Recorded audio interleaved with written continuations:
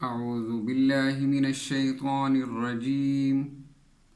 بسم الله الرحمن الرحيم. ولو أننا نزلنا إليهم الملائكة وكلمهم الموتى وحشرنا عليهم كل شيء قبلا ما كانوا ليؤمنوا إلا أن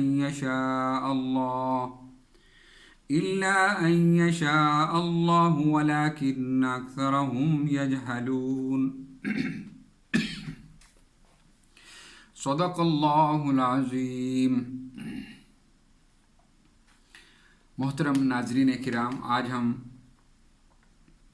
8واں پارہ ولو اننا، اس کے اندر اللہ تعالیٰ کی بیان کردہ مضامین کو سمجھنے کی کوشش کرتے ہیں.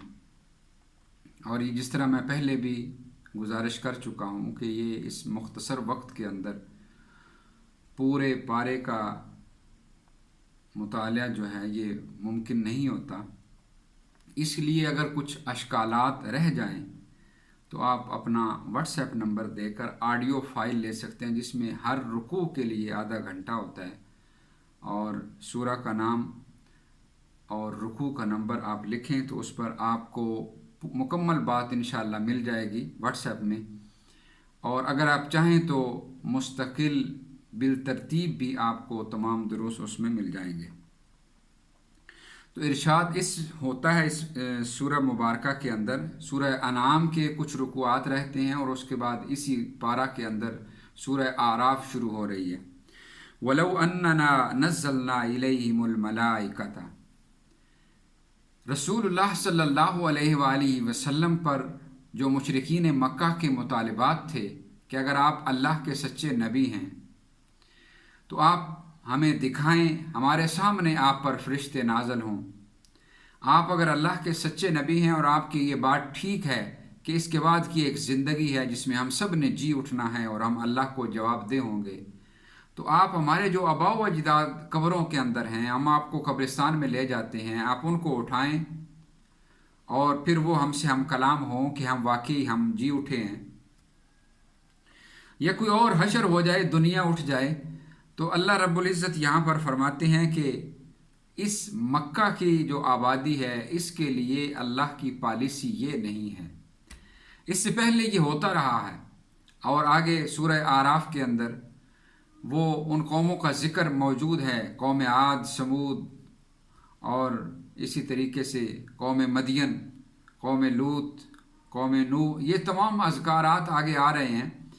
اللہ نے وہاں پر حصی معجزات دیے ہیں، لیکن حصی معجزہ کہتے ہیں جس سے کان، آنکھ، ناک، یہ انسان کے حواس خمسہ عاجز آ جائیں، کوئی ایسی عجیب الخلقت کام ہو جائے جو عام طور پر نہیں ہوتا تو اس سے بندہ پہچان جائے. اللہ فرماتے ہیں جنہوں نے حصی معجزات مانگے ہیں اور دیکھے ہیں انہوں نے ایمان قبول نہیں کیا. تو ارشاد ہے وَلَوْ أَنَّنَا نَزَّلْنَا إِلَيْهِمُ الْمَلَائِكَةَ، اگر ہم نازل کر دیں آپ پر فرشتے، جس کو یعنی یہ بندے، یہ لوگ بھی دیکھ رہے ہوں. وَكَلَّمَهُمُ الْمَوْتَى، اور ان کے ساتھ وہ مردے جو ہیں ان کے، وہ اٹھ کر بات کریں کہ واقعی یہ اللہ کے سچے نبی ہیں، ہم تو اگلے جہان سے ہو کے آ رہے ہیں، ہم آپ کو بتاتے ہیں. وَحَشَرْنَا عَلَيْهِمْ كُلَّ شَيْءٍ قُبُلًا، اور ہر چیز کو ہم حشر کر دیں، ان کے سامنے اٹھ کر بیٹھ جائے. مَا كَانُوا لِيُؤْمِنُوا، یہ ایمان نہیں لائیں گے، یہ ایمان کو قبول نہیں کریں گے. إِلَّا أَن يَشَاءَ اللَّهُ، مگر جو اللہ جس کو چاہے گا، جس کو ہدایت دے گا، جس کو توفیق دے گا، یا جس طرح ان کی ہدایت اللہ نے لکھی ہوئی ہے. وَلَكِنَّ أَكْثَرَهُمْ يَجْهَلُونَ، لیکن ان میں سے اکثریت جو ہیں وہ جاہل ہیں، سمجھتے نہیں اس بات کو.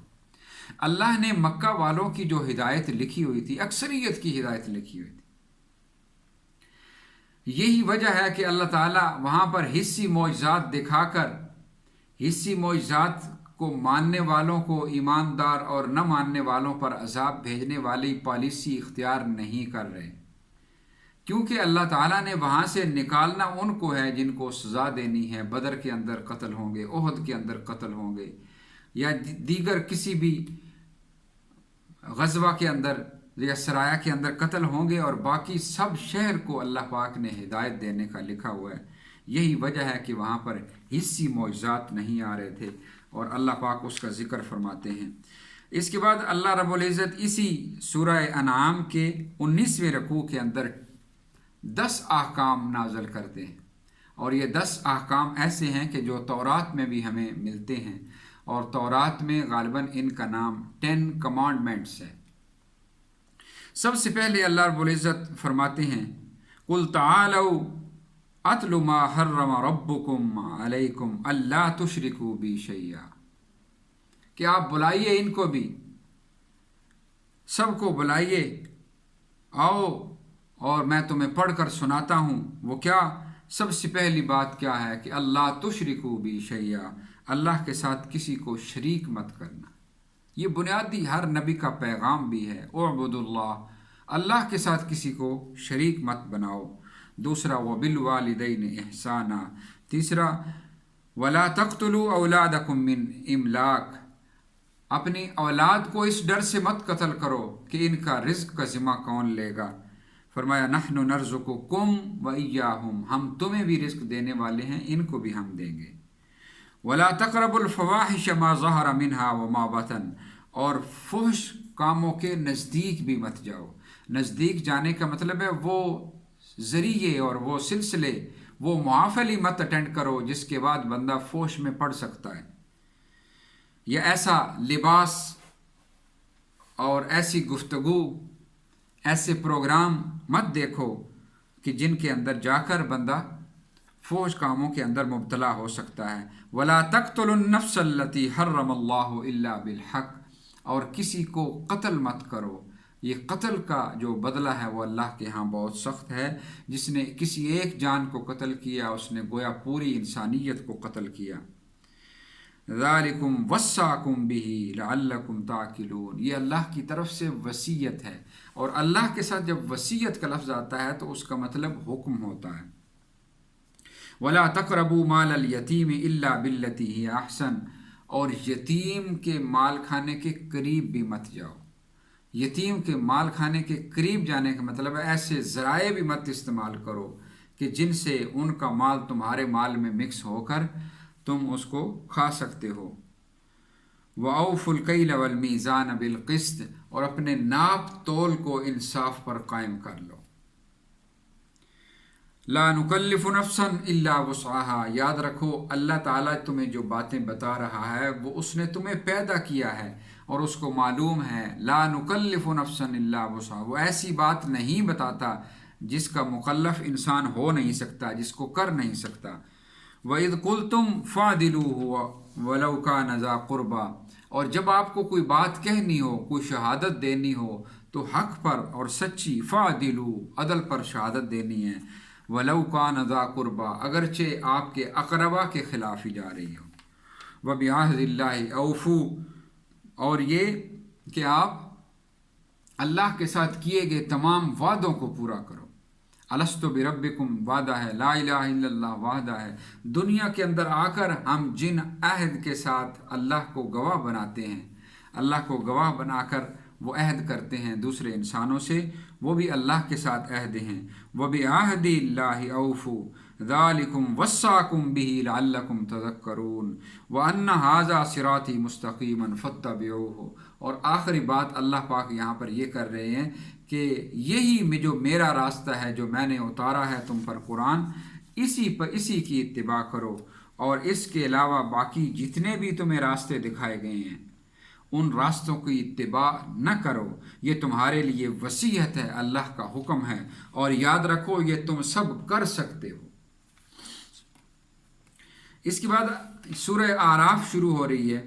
سورہ اعراف مکی سورہ ہے، اور اس کا بنیادی موضوع رسول اللہ صلی اللہ علیہ وسلم اور آخرت کو ثابت کرنا ہے، اور اس کے بعد اللہ تعالیٰ نے اس کے اندر مختلف دلائل دیے ہیں اپنے توحید کے۔ اعراف اصل میں ایک جگہ ہے جو جنت اور جہنم کے درمیان ہے۔ جنت اور جہنم کے درمیان ایک جگہ ہے جس کو اعراف کہتے ہیں، اور اصحاب الاعراف وہ ہوں گے کہ جو نہ تو براہ راست پہلے حکم میں جنت میں بھیجے جائیں گے نہ جہنم کے اندر بھیجے جائیں گے۔ تو ان لوگوں کو درمیان میں بٹھا دیا جائے گا کہ آپ انتظار کریں۔ رسول اللہ صلی اللہ علیہ وسلم نے فرمایا ان کے پاس کوئی ایسی نیکی ہوگی جو ان کو جہنم میں نہ جانے دیتی ہوگی، اور ان کے پاس کوئی ایسی بھول ہوگی، کوئی غلطی ہوگی کہ جو ان کو جنت میں نہ جانے دیتی ہوگی۔ تو درمیان میں ہوں گے کہ آپ کا فیصلہ بعد میں کیا جائے گا، لیکن یہ ہمیں باقی تعلیمات سے پتہ چلتا ہے کہ بالآخر وہ جنت میں جائیں گے۔ لیکن یہاں پر بہت ساری باتیں انہوں نے جنت والوں سے اور جہنم والوں سے مکالمے کی شکل میں کی ہیں، تو ان کا بھی ہمیں اسی سورہ کے اندر ذکر پتہ چلتا ہے۔ تو یہ ایک سورہ ہے جس کا نام ہے سورۃ الاعراف۔ اس کا آغاز ہوتا ہے الف لام میم صاد کتاب انزل الیک فلا یکن فی صدرک حرج منہ لتنذر بہ وذکریٰ للمؤمنین۔ اپنے محبوب صلی اللہ علیہ وسلم کو اللہ پاک ذکر کر کے کہتے ہیں کہ ہم یہ محسوس کرتے ہیں کہ شاید آپ نے اپنی طبیعت پر بہت بوجھ لیا ہوا ہے۔ کتاب انزل الیک، یہ کتاب ہم نے اس لیے نازل کی، یا یہ سورہ ہم نے اس لیے نازل کی، کتاب انزل الیک، اے پیغمبر آپ کی طرف، فلا یکن فی صدرک حرج، تاکہ آپ کے دل کے اندر کوئی حرج، کوئی تکلیف، کوئی بوجھ پن نہ رہے، منہ لتنذر بہ وذکریٰ للمؤمنین، اور یہ اس کا دوسرا مقصد یہ ہے کہ لتنذر بہ، آپ اس کے ذریعے سے لوگوں کو ڈرائیں، ان کے انجام سے باخبر کریں، اور وذکریٰ للمؤمنین، اور یاد دہانی کرائیں، تذکرہ کرائیں مومنین کے لیے، یعنی کسی کے لیے تو بشارت ہے اور کسی کے لیے وعید ہے۔ اور پھر آگے اس کے اندر اللہ پاک نے بتایا فَلَنَسْأَلَنَّ الَّذِينَ أُرْسِلَ إِلَيْهِمْ وَلَنَسْأَلَنَّ الْمُرْسَلِينَ، ہم نے ان کو بھی پوچھنا ہے جن کی طرف ہم نے رسول بھیجے، اور ہم نے ان کو بھی پوچھنا ہے جن کو ہم نے رسول بنا کر بھیجا کہ آپ کو کیا پروگرام اور کیا دعویٰ ملا، آپ کو کیا آپ کو جواب ملا، آپ نے جو میری تبلیغ کی ہے، میرا پیغام پہنچایا ہے۔ تو اس کے بعد اللہ کی طرف لوگوں کو رجوع کیسے تھا، کیسے آپ کو رسپانس ملا۔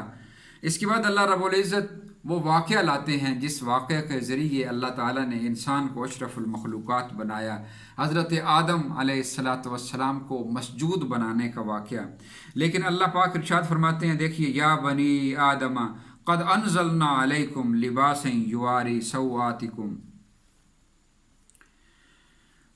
اور اس واقعے سے پہلے ہی اللہ تعالیٰ ارشاد فرماتے ہیں انسان کو، یعنی یہ واقعہ اس سے ریلیٹڈ ضرور ہے کہ جو حضرت آدم علیہ السلام کو دنیا میں بھیجنے کے بعد اللہ تعالیٰ نے انسان کو لباس دیا، اس کے متعلق ہے یہ حکم کہ یا بنی آدم، اے بنی آدم، قد انزلنا علیکم لباسا یواری، ہم نے آپ کو لباس دیا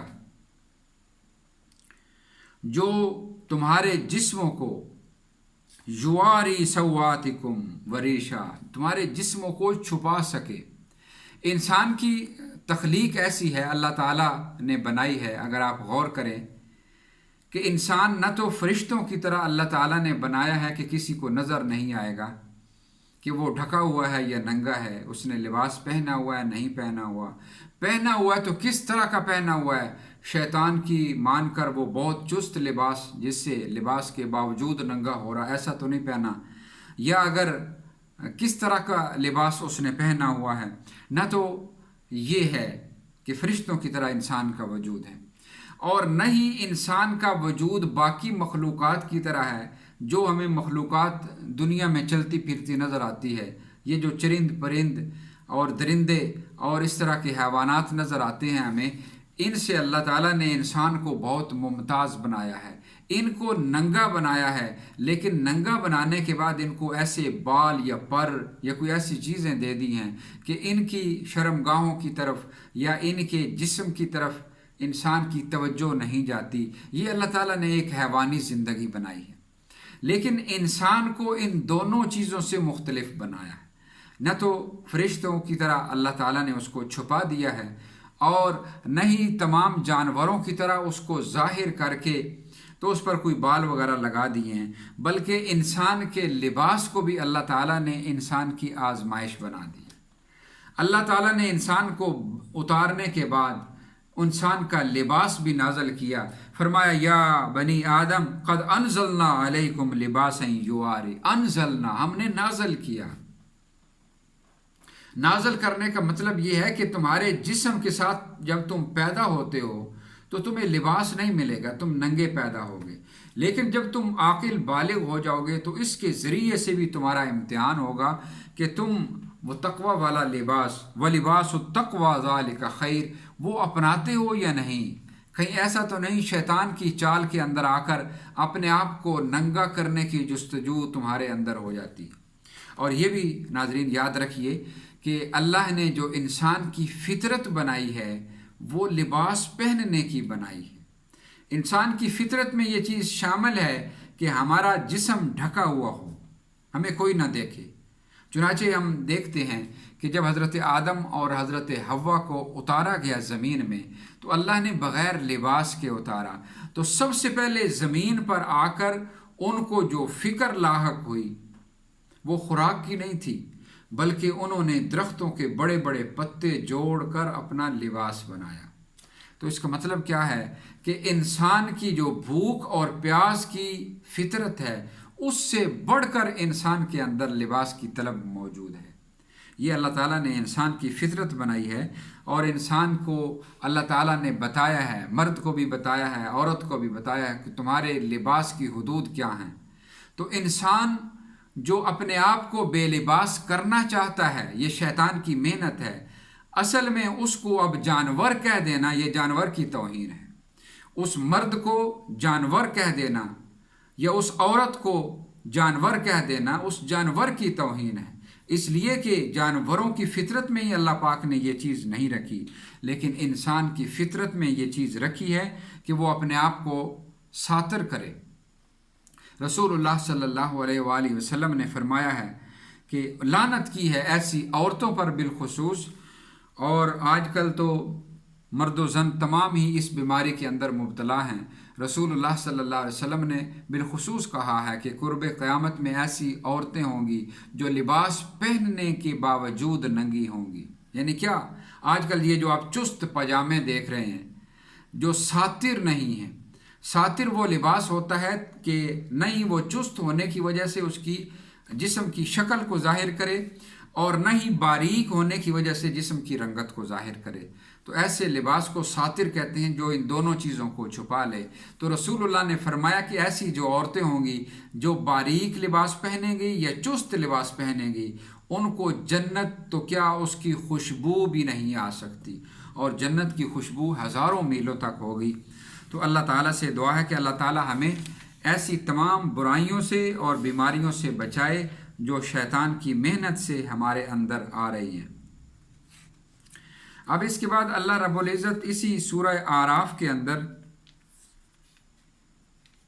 حضرت آدم کا قصہ بیان کرتے ہیں، اور حضرت آدم کے اس قصے کے اندر اللہ پاک نے جو چیز یہاں پر منفرد بیان کی ہے وہ یہ ہے کہ وَلَقَدْ خَلَقْنَاكُمْ ثُمَّ صَوَّرْنَاكُمْ ثُمَّ قُلْنَا لِلْمَلَائِكَةِ اسْجُدُوا لِآدَمَ۔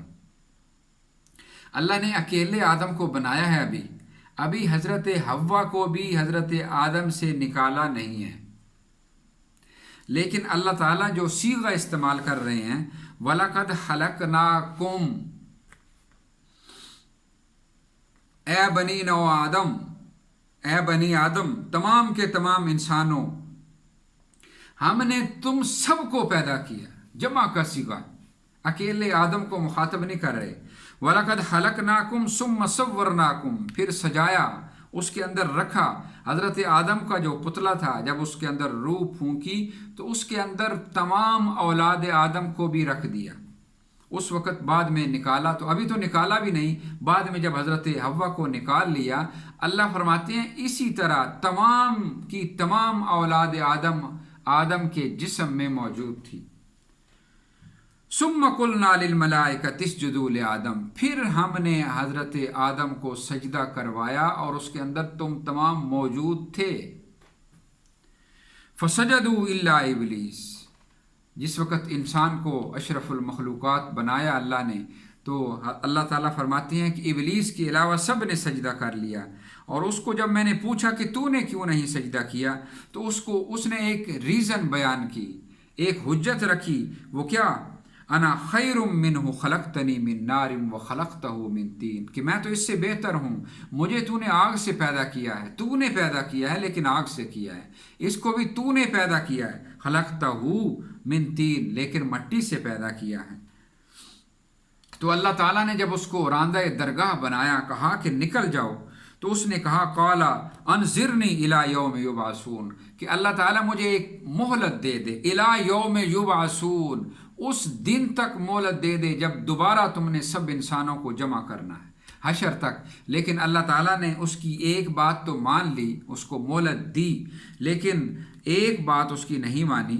सूरह हजर और सूरह सौद के अंदर है कि अल्लाह पाक ने कहा कि आपको मोहलत तो दी जाती है लेकिन एक मुअय्यन मुद्दत तक, यानी इस ज़िंदगी के इख्तिताम पर। अगर इंसानों को तुम जुठलाना, इस इंसानों को भटकाना चाहते हो, रास्ते से हटाना चाहते हो, सिराते मुस्तकीम से अपनी अपनी पगडंडियों की डंडियों पर और अपने अपने फ़िरक़ों में बांटना चाहते हो, तो तुम्हारे पास जो वक्त है वो सिर्फ़ इस दुनिया की इख्तिताम तक है। तो उसके बाद शैतान ने क्या कहा? काला फबिमा अग़वैतनी लअक़उदन्न लहुम सिरातकल मुस्तकीम, कि ठीक है या अल्लाह, मैं इसी दुनिया के अंदर इनके रास्ते सिराते मुस्तकीम में बैठूँगा। सुम्मा लआतियन्नहुम मिन बैन अयदीहिम व मिन खल्फ़िहिम व अन अयमानिहिम व अन शमाइलिहिम वला तजिदु अक्सरहुम शाकिरीन। तो अल्लाह, या अल्लाह, मैं इनके रास्ते में बैठूँगा, मैं दाएं से आऊँगा, मैं बाएं से आऊँगा, मैं ऊपर से आऊँगा, नीचे से आऊँगा, आगे से आऊँगा, पीछे, यानी हर हरबा इस्तेमाल करूँगा, और तुम इन इंसानों को अक्सर को शुक्रगुजार नहीं पाओगे। अब एक पैगाम यहाँ से ये भी मिलता है, ए नाज़रीन किराम, आप इस बात को ज़रा समझें कि जो बंदा अल्लाह का शाकिर रहे, हर वक्त उसकी ज़बान पर शुक्र हो, वो शैतान के हरबे से बच सकता है। ये शैतान ने खुद फार्मूला बता, वला तजिदु अक्सरहुम शाकिरीन, तुम अक्सर को शाकिर नहीं पाएगा। तो एक ये भी हमें बात यहाँ से मिलती है कि हम सब को अल्लाह का शाकिर रहना चाहिए। तो इसके बाद अल्लाह रब्बुल इज़्ज़त इरशाद फरमाते हैं, या बनी आदम क़द अनज़लना अलैकुम लिबासन युवारी सौआतिकुम वरीशा व लिबासुत तक़वा ज़ालिका खैर। ए औलाद आदम, मैंने तुम्हारे लिए लिबास उतारा है। और लिबास क्या है? हज़रत आदम को अल्लाह ताला ने जब बनाया तो न तो फरिश्तों की तरह बनाया कि वो नज़र ही ना आए, और न दीगर जितने भी जानवर हैं इस दुनिया के अंदर फिरते हैं, हम देखते हैं, न उनकी तरह बनाया कि उनके किसी के बाल हैं, किसी के पर हैं, और किसी के वैसे ही जिस्म ही इस तरह के भद्दे हैं कि अल्लाह ताला ने उनको छुपा दिया है अपनी खलकत के अंदर। तो इंसान को अल्लाह ताला ने नंगा भी बनाया बग़ैर बालों के, इनकी यानी पूरे जिस्म पर, लेकिन उसकी तकमील जिस्म की तब होती है।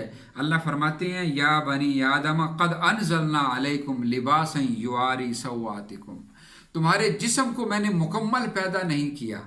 एक तो जिस्म तुम खुद पैदा होते हो, और दूसरा अनज़लना, हमने नाज़ल किया तुम्हारा लिबास। इसको अपने लिबास जिस्म पर सजाओगे तब जाकर तुम मुकम्मल होगे, तब जाकर तुम्हारा जो जिस्म है इसकी जो सातिर लिबास तुम्हें मिलेगा, छुपाने वाला लिबास मिलेगा, तब तुम्हारी जीनत बनेगी। तो ये अल्लाह ताला ने हमें यहाँ पर दे दिया लिबास, और बता दिया कि मर्द ने अपने आप को कितना छुपाना है, औरत ने अपने आप को कितना छुपाना है। तो ये अल्लाह ताला ने जो लिबास उतारा है, इसके बारे में रसूलुल्लाह सल्लल्लाहु अलैहि वसल्लम फरमाते हैं, क़ुर्ब क़यामत में बाज़ ख़वातीन ऐसी होंगी कि जो लिबास पहनने के बावजूद नंगी होंगी, यानी उनको लिबास बहुत या तो बारीक होगा या जिस्म के साथ चिपका हुआ होगा, اور وہ اتنا چپکا ہوا ہوگا کہ جسم کی شکل نظر آ رہی ہوگی، اور یا اتنا باریک ہوگا کہ جسم کی رنگت نظر آ رہی ہوگی، تو یاد رکھو یہ اللہ کی جنت کو، ان کی خوشبو بھی نہیں سونگھ سکتی جنت کی، اور جنت کی خوشبو جو ہے یہ میلوں تک جاتی ہے۔ تو اللہ تعالی ہمیں اس انجام سے بچائے جو رسول اللہ صلی اللہ علیہ وسلم نے بیان کیا۔ انسان کی فطرت میں اللہ نے یہ رکھ دیا کہ انسان لباس کو پسند کرے، چنانچہ جب حضرت آدم اور حضرت حوا کو اتارا گیا تو انہوں نے اپنی خوراک کی فکر نہیں کی سب سے پہلے، بلکہ ہمیں پتہ چلتا ہے اللہ کی دی ہوئی تعلیمات سے کہ انہوں نے بڑے بڑے پتے جوڑ کر اپنے جسم کو ڈھانپنے کی کوشش کی۔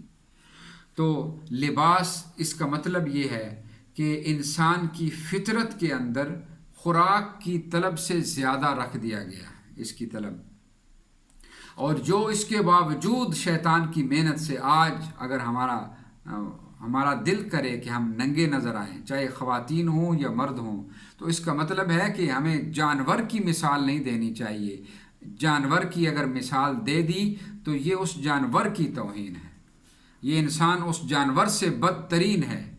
اگر کوئی مرد ہے اور اس کی مثال آپ نے کتے کی دے دی، یا عورت ہے اس کی مثال ننگی ہے تو اس کی کتیا کی دے دی، تو یہ اس کتے اور کتیا کی توہین ہے، انسان کی توہین نہیں ہے۔ انسان کو اللہ تعالیٰ نے لباس کے لیے پیدا کیا ہے، اور لباس کو انسان کے لیے پیدا کیا ہے، باقی جانوروں کے ساتھ یہ اللہ کا رویہ نہیں رہا۔ وَلِبَاسُ التَّقْوَىٰ ذَلِكَ خَيْرٌ، یاد رکھیے کہ یہ جو تقوی والا لباس ہے یہی تمہارے لیے، اسی کے اندر بہتری ہے۔ اللہ رب العزت ہم سب کو اللہ کے ان احکامات پر عمل کرنے کی توفیق عطا فرمائے۔ اس کے بعد اللہ رب العزت ارشاد فرماتے ہیں اسی سورہ اعراف کے اندر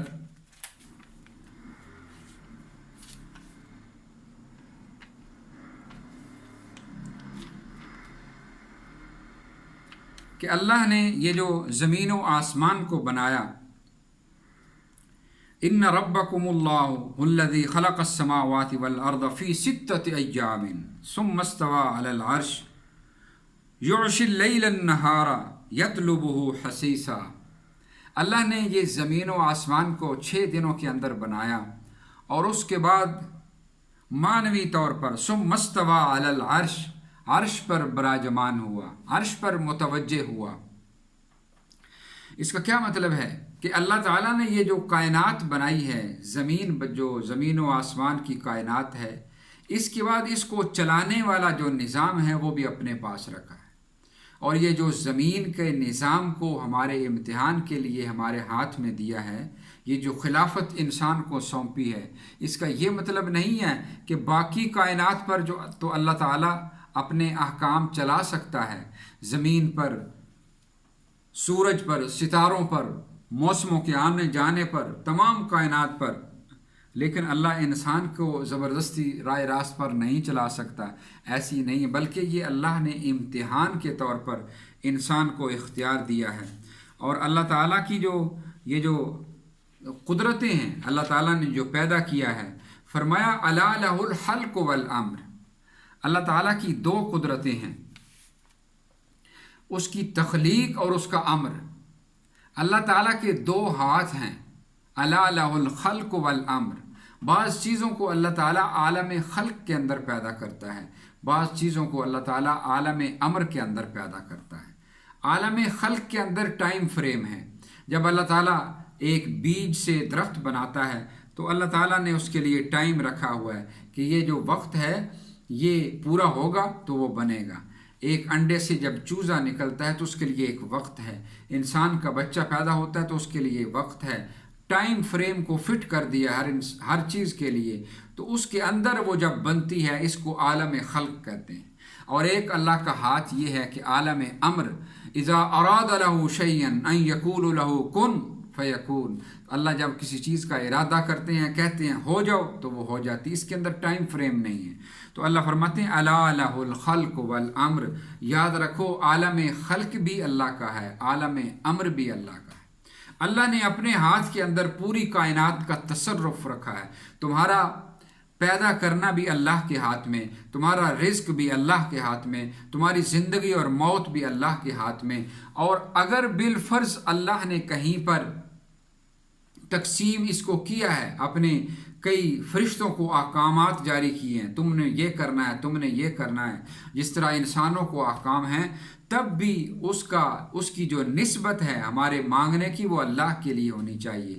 ہمیں اگر پتہ چلے کہ میکائیل بارش برساتے ہیں، اللہ تعالیٰ نے ان کو حکم دے رکھا ہے، تو ہم یہ نہیں کہیں گے کہ میکائیل سے دعا کریں کہ اللہ تعالیٰ اے میکائیل تو بارش برسا دے۔ ہمیں اگر پتہ چلے کہ اللہ تعالیٰ نے روح قبض کرنے کی ذمہ داری جو ہے اسرائیل کی لگائی ہے، تو ہم اسرائیل کو نہیں پکار کر کہیں گے، دعا اس سے نہیں مانگیں گے کہ تو ہمیں جو ہے وہ موت اور زندگی کے اندر مہلت دے دے اور ہماری زندگیوں میں برکت دے دے اور وغیرہ وغیرہ۔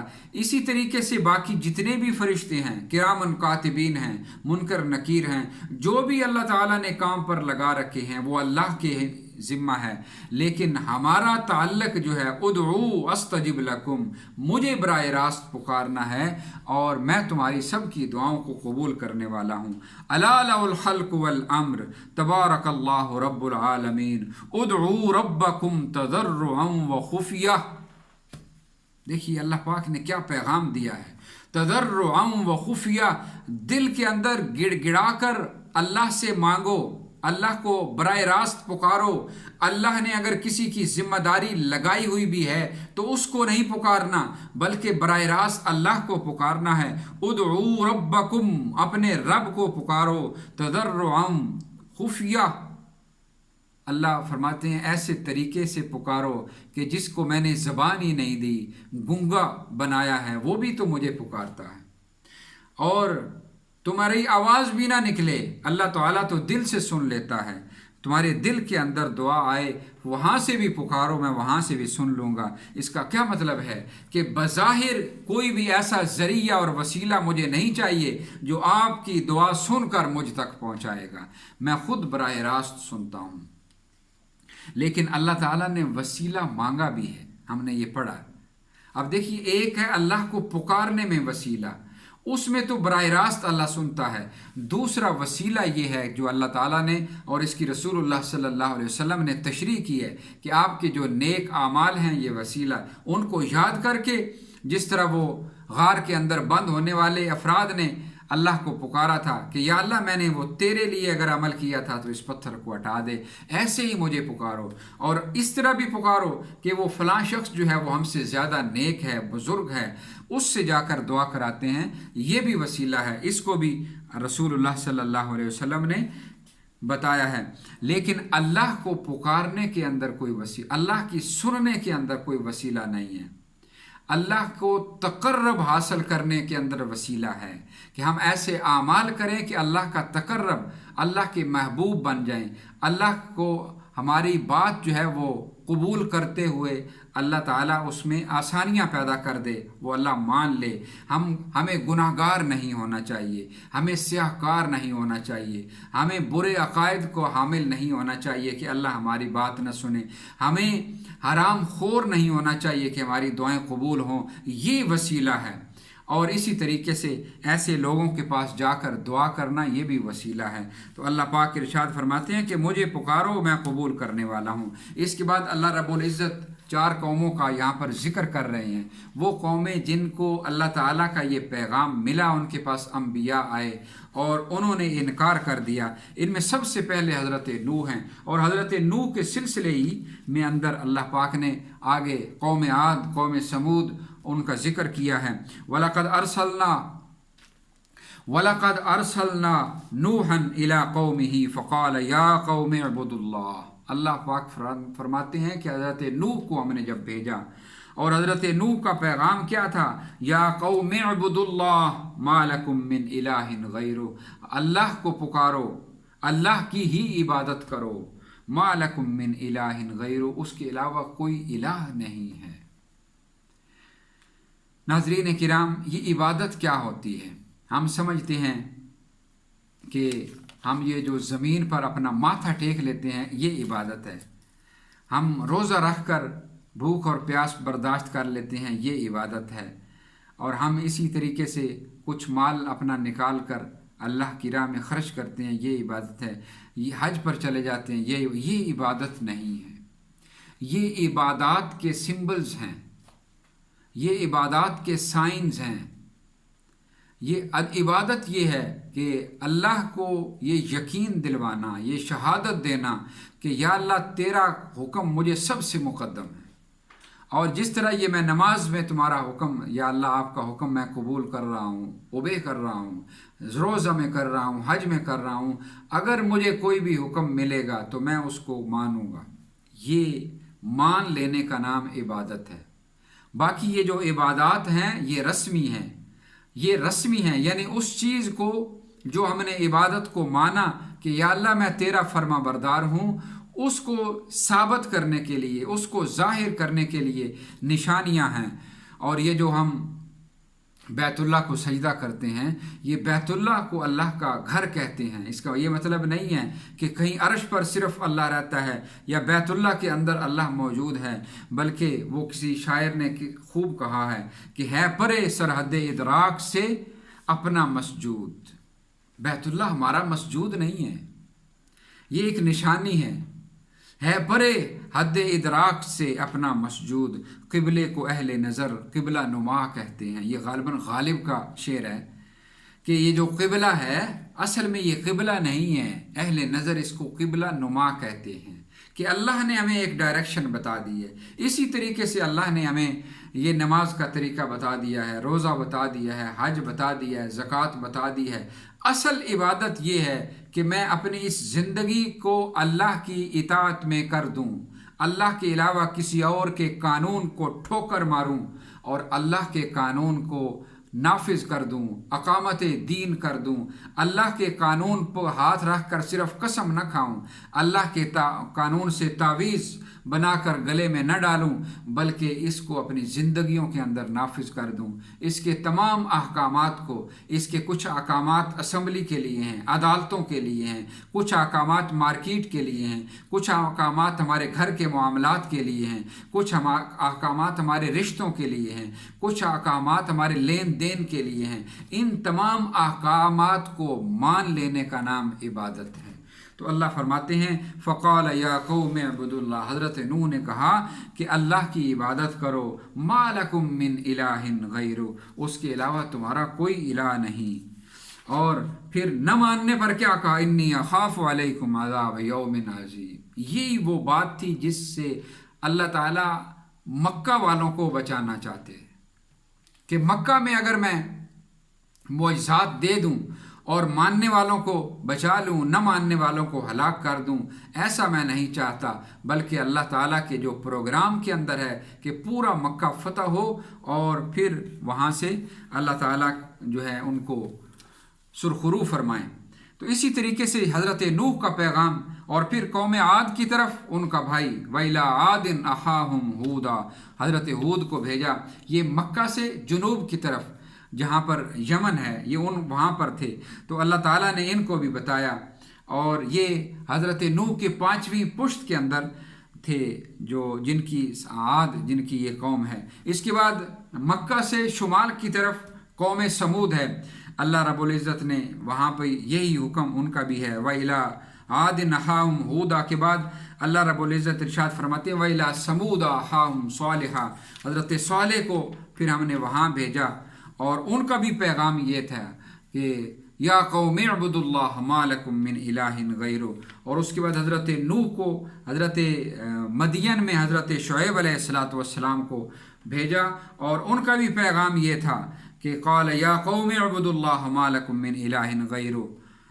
یہ تمام اللہ تعالیٰ نے بیان کرنے کے بعد یہ ارشاد فرمایا ہے کہ یہ وہ پیغام تھا جو تمام دنیا کے لیے تمام رسولوں نے دیا، اور بنیادی پیغام ہے کہ پوری روئے زمین پر اللہ کی عبادت ہو جائے، اللہ کی اطاعت کے اندر انسان زندگی گزار کر کامیاب ہو کر اللہ کے ہاں لوٹ جائے۔ اللہ تعالیٰ سے دعا ہے کہ اللہ تعالیٰ ہمیں کامیابی نصیب فرمائے اور ہمارا شمار ان میں کر دے جن کو اللہ تعالیٰ نے کامیاب لکھا ہے۔ وما علینا الا البلاغ۔